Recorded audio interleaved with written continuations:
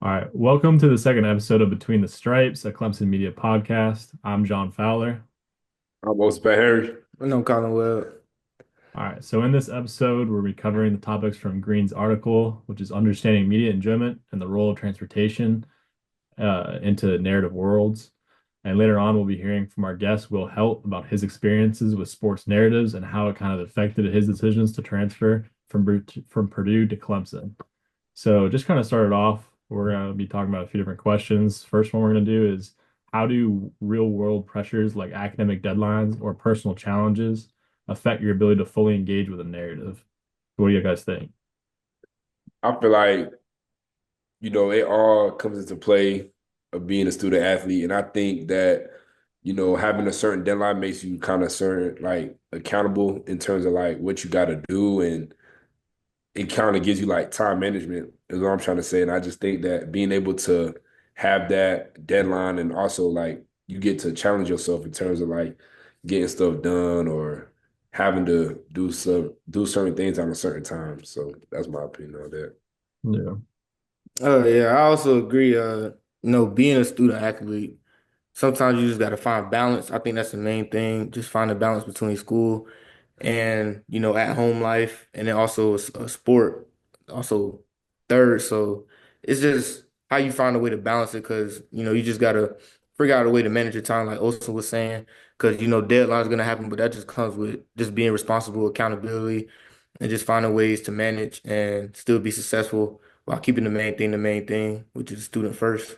Yeah, absolutely. Do you guys ever find like it hard to like balance those different things? Y'all ever like go through different like almost waves of it and kind of like struggle certain times with like balance and that sort of thing?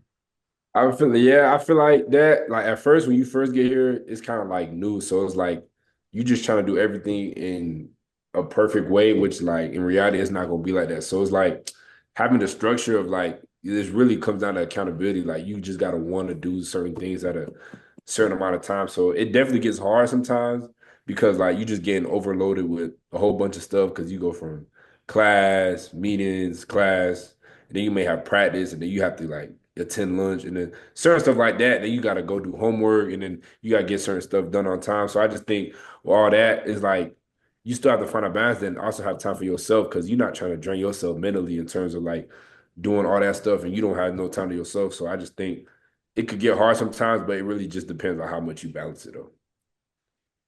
Yeah, just to piggyback off of that, I also agree.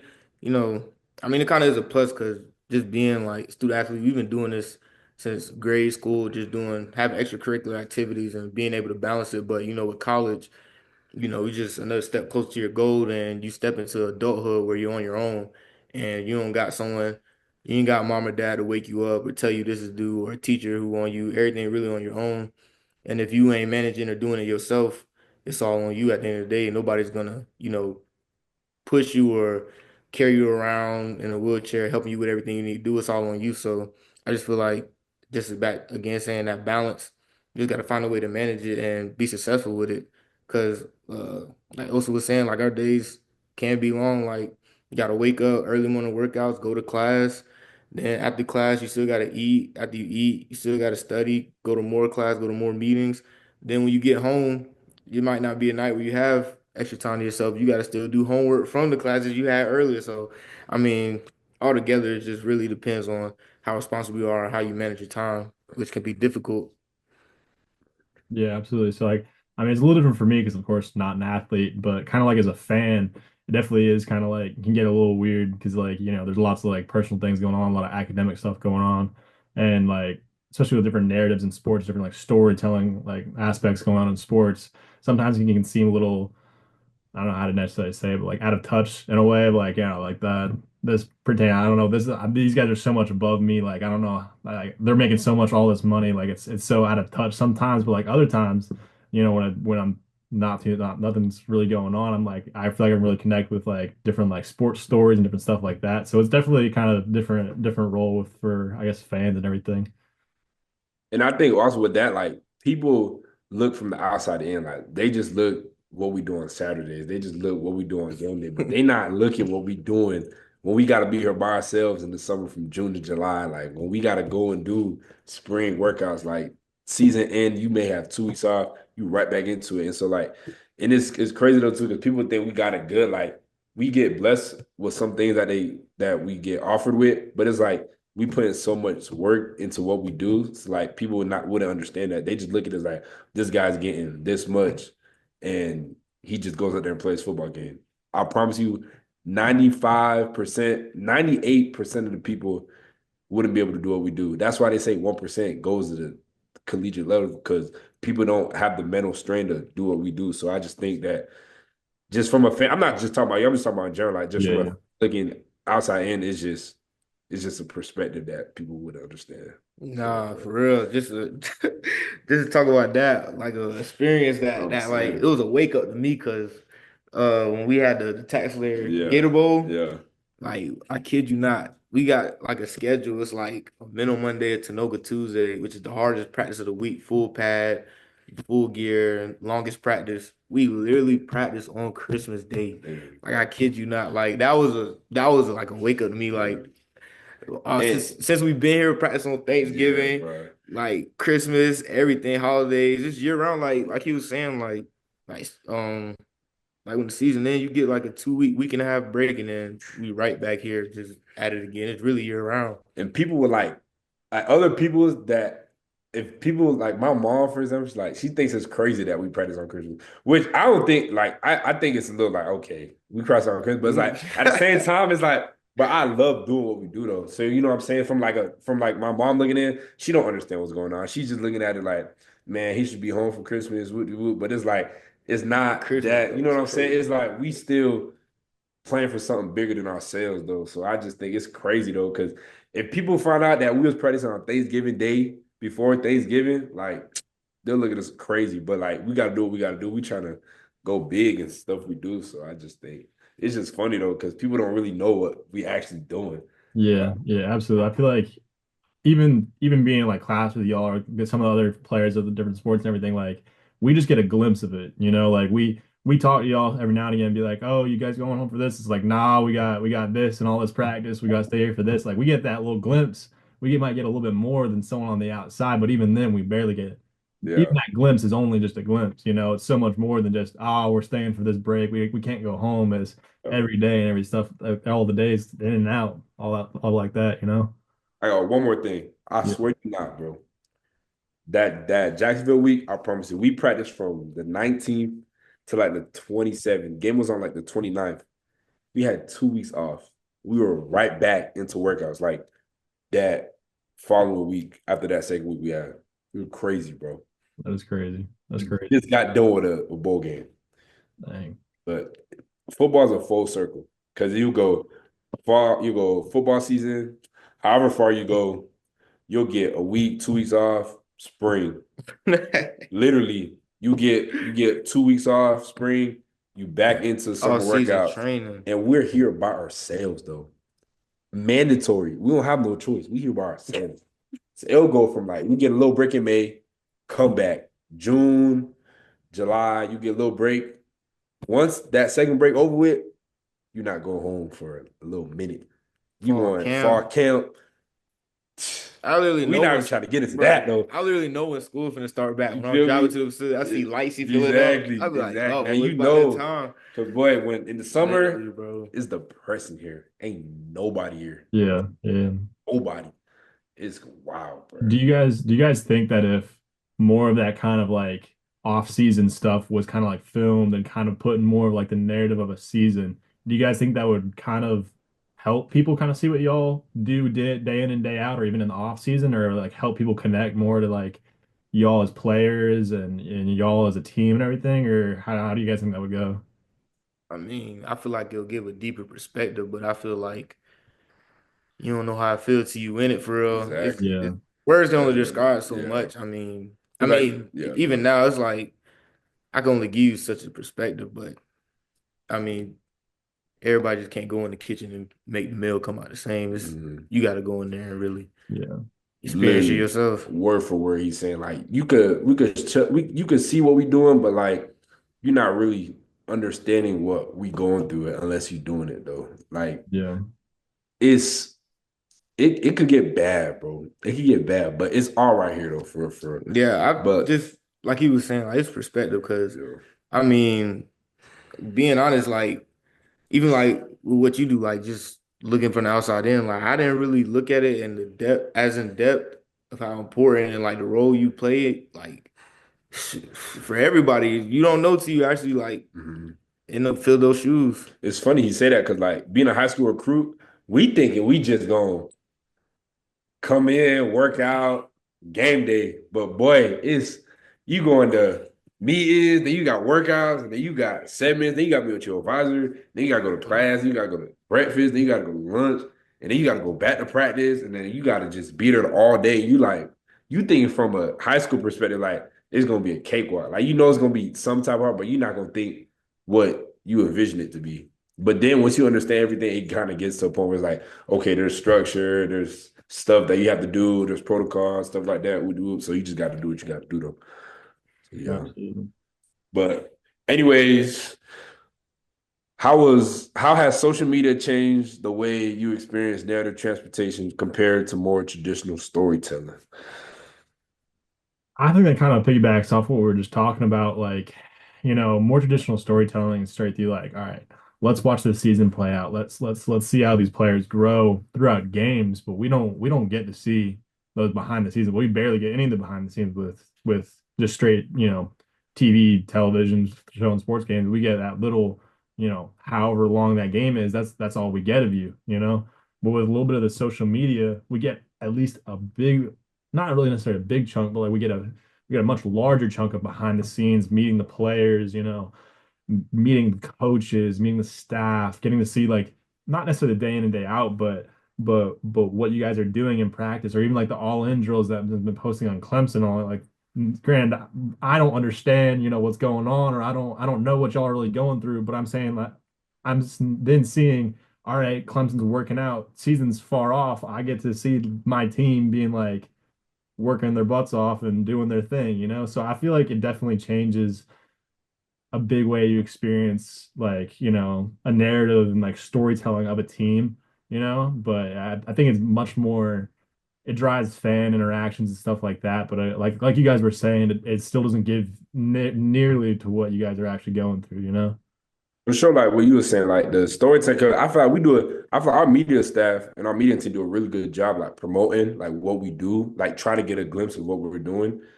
But it's like I did like what you said, like people wouldn't really know. But I kind of like it though, because we have a thing. They got a YouTube channel, but they'll kind of post like, clips and then certain stuff that we'll do and like Paul journey with football and like there's more to it than what other people think. That people just think we just go in and do football and get out. Like there's Paul journey we got to do sometimes. There's certain things that we got to go to meetings and try to be a better man with ourselves. So that's when all that stuff comes into play. And I think we have a really good YouTube channel that explain that. So Yeah, just piggyback off of him, like it just kind of connects to what we were saying with just the last question I was presenting.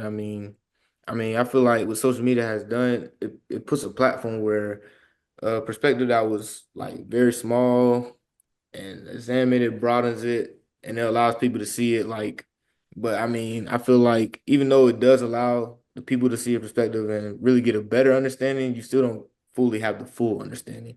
But I feel like social media has really impacted that, and it allows, people to kind of have a little moment to step into the person's shoes and kind of see what it's like. Like, for example, like now people post like a day in the life. You kind of get what the camera portrays, but it's not the whole thing, or you don't really truly know, but it does give a glimpse of this is what it really is. Yeah. Does it ever like kind of bother you guys, or not necessarily bother is the right word, but like, do you guys ever kind of get tired of the whole, like, let me show you kind of like what's going on, or try to show a glimpse of that sort of thing? Or do you guys just kind of want to, like, does it or is it more of like a distraction kind of thing? More as bother is probably the right way to say it. Is it more of like kind of distraction when y'all are trying to show a glimpse of what that sort of is? You're trying to take you out of that zone of kind of going through workouts or pregame sort of thing, or no, I feel like it's perspective on that point. I feel like everybody looks at it different. Like I enjoy telling people like what I do and how I do it because it's fun. I enjoy football. I love what I do because I feel like it kind of the stuff you do kind of craves you into the player you are. It really depends on like who you're talking to for. But I don't know. I don't really think it's in the negative, but it kind of could get to a point where I hate when someone be like, "Man, football easy. You don't do nothing." Hmm? You know what I'm saying? So it's like a dumb comment like that, but it's like someone's like, what do you actually do in a day to day? Like someone genuine trying to find out, like, I tell them usually we'll do this, and this, or like, you know what I'm saying? Something like that. But like a comment like that just gonna make me get mad and just looking goofy though. You know what I'm saying? So it's really just perspective, like who you asking them for. I mean, with me, it never really kind of bothered me. I kind of like it. I mean, it just, for one, it builds publicity. That's for Yeah. one. Like, you know, I mean, people really do their research and they know within the team, but it just gives you a deep dive of just each person and, different personalities just offside the field because everybody has a different personality underneath their helmet, behind the baseball bat. I mean, so it just gives you a glimpse of that and it just allows you to connect with the people and because a lot of people with the sport they love, they feel connected with it. So that just adds on to it. And then I mean sometimes it could be a little bit like not really annoying, but it's like tedious. But I mean overall I really like it though for me. So moving on, next question. As a fan or player, how does the narrative of a football season where each game builds on the last contribute to the overall enjoyment and motivation? I feel like as a fan, because it's probably drastically different for a player, but for a fan, I mean, it's exciting, like when you can see your team building off of like a previous year, just like through this past year, I guess for a fan like me, seeing, all right, we're going to the portal, picking up a few different guys, we're getting a new defensive coordinator, we're, doing all these steps from making these steps from last season and building on that. And we're getting all these clips through social media of like, hey, this is our new defensive coordinator with the guys, all this different stuff. Starts building this story out, and then like when we start with games, each game is there'll be many successes within those games that we get to see. And then it just builds up that kind of hype and that just atmosphere around the game. And it just brings the enjoyment level up. Like I think 10 different, 10 times over and over again. It makes it that much more intense, makes it more entertaining as a player. If a team I was watching and were a fan of weren't doing as hot, and they're got a few games off or they lose a game, it's not gonna be as enjoying to watch. There's not gonna be as much hype around it. Like I know for the first game of the season, LSU. I know my buddies were talking about that when they got released that they were gonna fit. You guys were gonna face LSU, and everyone's like, oh, this is gonna be the greatest like game of the season. Like it's gonna be so hyped and everything. So I think like it definitely contributes to the overall enjoyment. Like wanting to go see that game, wanting to spend my money to go watch it, sit in the stadium or watch it on TV or go do something like that. But how's it like a for a player for you guys?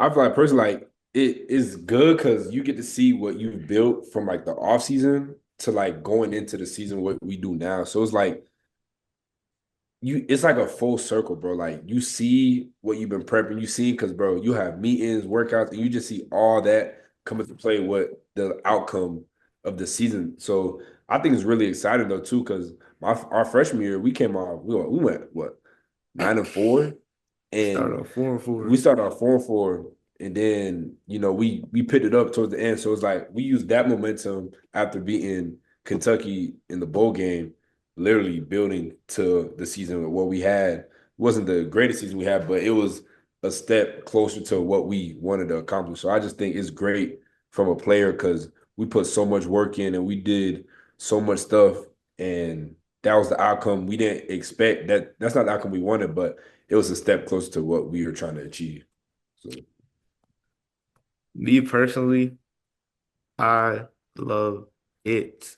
I love it so much. But at the same time, you still have to make it be out of sight, out of mind. Because you can't let the momentum that you're building or the emotions go to your head because it's a week to week game. You can't let last week determine the week after that because, I mean, one loss could change the whole season. I mean, two losses, you basically out the playoffs. So, I mean, at the same time, while it just builds confidence within the team because you still gotta come back that next Monday lock in, have the same routine, have the same laser focus. Because the question is, can you do it again? And mm. how consistent can you be with it? But Okay. Yeah, you feel me? But at the same time, Yeah. I love it though. Yeah, yeah, absolutely. I mean it's super cool and everything like that. And just kind of moving on from that, like, can you guys compare like the immersive experience of a story to like the sort of flow you might experience in like sports and in that kind of world? Got it. I'll pop it off. So, how can I compare? I don't know, man. I feel like just something with me, like I feel like every just athlete got that competitive spirit with them. So it's like it's just kind of everything you do. It could be something small, like I don't even know. It could be a card game. It could be just anything, like a game on the phone. Like you just got that competitive spirit in you. You just love to compete and just have fun with it. And just I don't know, be determined with it. Whatever you do, just make it into competition. I feel like it kind of had that little rush that, just your sport or football can give you. I mean, shoot, I could just think about like me personally, I just love to fish, but every time I get on a boat with my dad or my brother, it's war. And if you lose, boy, you ain't gonna hear the end of it. But that's just how I feel like I feel like it could be something so small, but just it's just something that's in you. Just love to compete. I feel like, yeah, what he said, like, I think it's just in our nature. Like, we just don't like to lose. And I just think what your traits that you bring in with football, like you gonna bring in everything you do. I think just in life, just coming from, us being athletes, you compete every day for something. And I just think no matter what it is, like us athletes hate losing. Like that's one of our biggest things. Like we just don't like to lose. So I just think Everybody, it don't for matter real, if nobody. it's speed walk, if it's trying to turn into soccer See? fast, like it don't matter what it is. I just think like you trying to just win because I just think just Racing winning, cars. you know what Nah, I'm chill, saying? Like chill, chill, chill, chill, chill, chill. chill, chill. Noble. Well, Chill, chill, bro. chill, chill, chill. Nah, I just think like you just gotta do what you gotta do, bro. And I just think us being athletes, just that's just in us. Like we just competitive. So I just think it goes with the flow. For real, for Absolutely, absolutely. real. Okay, moving on from that, how does the narrative of a game differ when you're playing in it versus watching it on TV in terms of emotional involvement and transportation? Ooh. What you got to say on that? Well, What I got to say is, I mean, growing up, I mean, I always just Clemson alone, like just watching them in the natty and stuff like that, just emotions, just the thought of what it'd be like, of everything running through your head, playing in front of 90,000 people on Saturdays. I mean, just sitting in a chair at home, I get that little rush, the leg get the twitch, and you just excited and want to be out there. But I mean, truly, like coming full circle, like when I heard the fireworks go off coming down the hill for the first time, like my heart was pumping out my chest. Like it's a different experience, but I mean, it's totally different. But I mean, just the emotions and everything just involved with it, it's uh it's a big deal for real. I mean, TV. I mean, emotions play a big part too, but you never know till you standing on that turf or, for someone else on the court or just on TV, just millions of people watching. It's just a mix, a rush of everything coming at once, emotions all at once. But that's how I feel about it.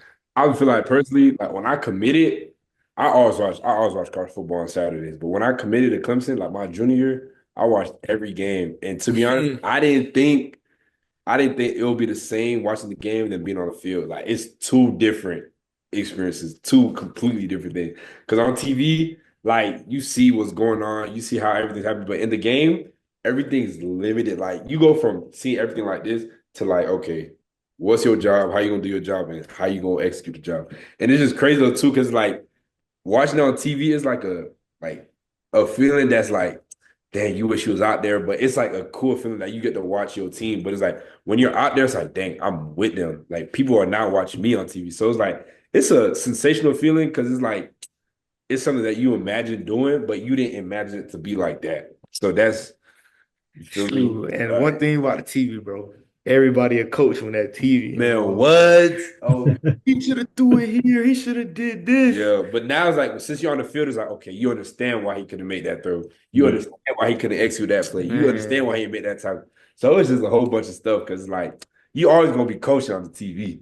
You always Absolutely. Everybody a you coach. always gonna Oh Everybody. yeah, I'm definitely guilty of that. But I mean, like you guys are with each other, every day practicing. Y'all get to see each other, like understand why that person acts like this, why that person plays like this. You guys see different stuff in the plays and everything, and it's definitely different for like fans, like because I know we're not playing the game, but like even being in the stadium as opposed to watching it on TV is completely different emotionally, and like being almost like transported into that game, like watching on TV, yeah, I've been watching away games and everything like that. It's exciting. Like I'm wanting y'all to win and everything, but like being in that stadium is a whole different animal.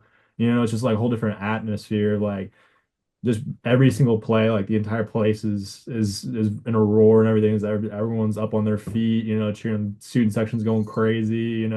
So it's definitely a different, whole different ball game for that. And like even when y'all are like on the sidelines, do you guys still kind of have that same experience of like you guys are kind of like laser focused, like focused in on the game and everything? Or do you guys ever kind of take a step back and learn like, dang, look where I am type thing?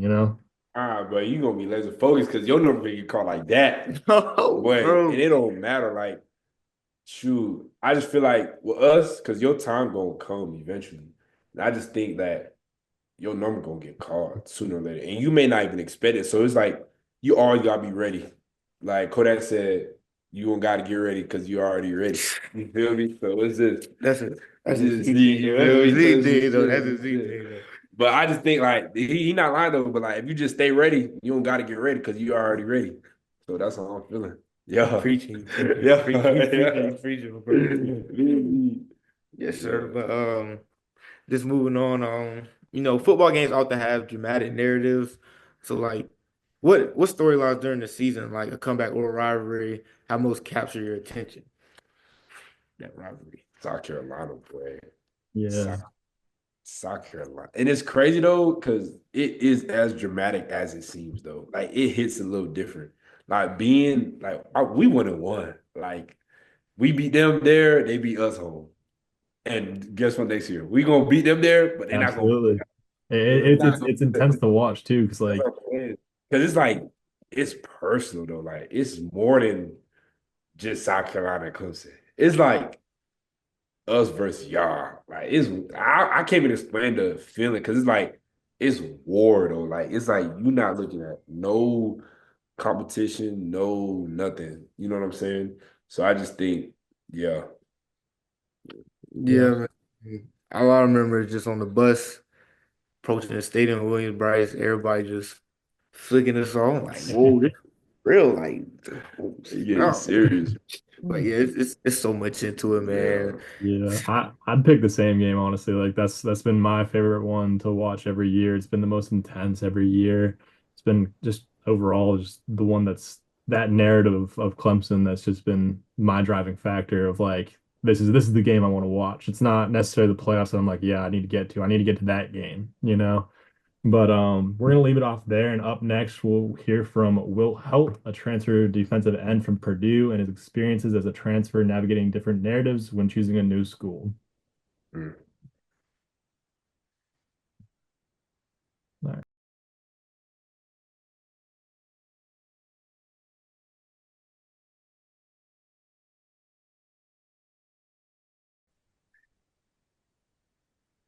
All right, we are here with Will Heldt, transfer defensive end for the Clemson Tigers. Will, thank you for taking the time to join us today.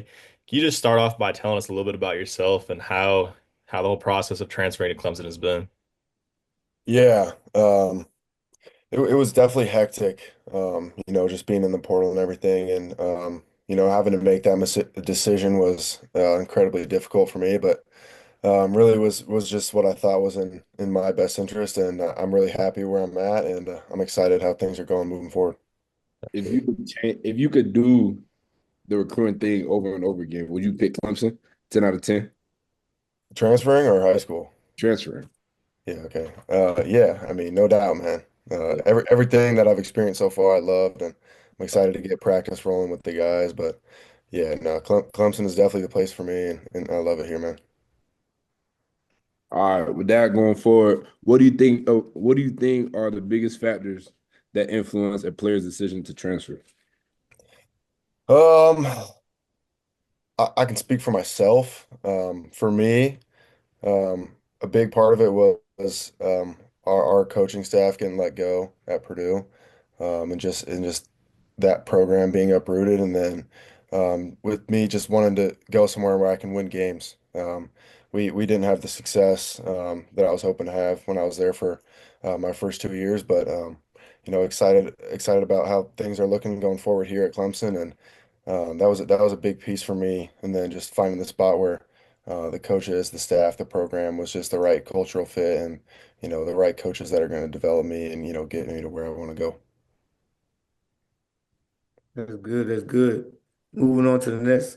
What is one thing in your recruitment process, Will, that stood out from the other offers you had along the lines as well as Clemson?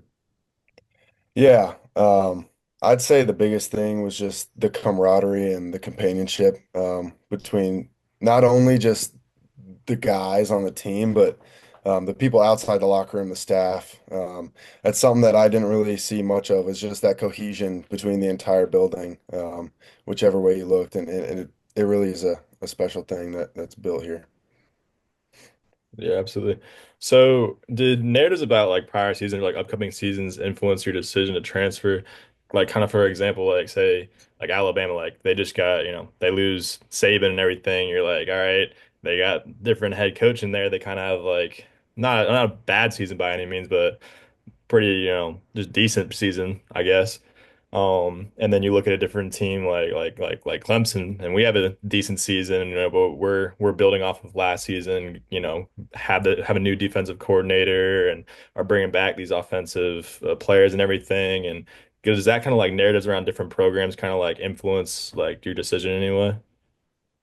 Yeah, I mean, I think for sure. I think when you look at what we have in the locker room, you can't ignore what the guys that are coming back, and um, how this team has matured over the past couple years, and how it's a much older locker room than it was before.